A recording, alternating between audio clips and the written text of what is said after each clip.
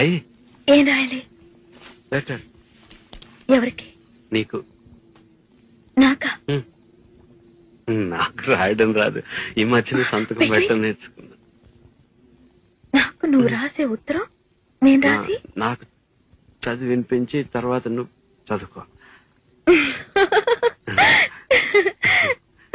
I like it. చెప్పు.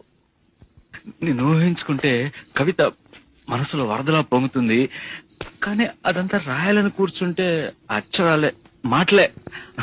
ఊహలన్నీ పాటలే కనుల తోటలో, అదే తొలి కలల కవితలే మాట మాటలో. అదే బ్రహ్మాండం. కవిత కవిత పాడు. కమ్మని ఈ ప్రేమ లేఖనే రాసింది హృదయమే, ప్రియతమా నీ వచట కుశలమా నే నిచట కుశల.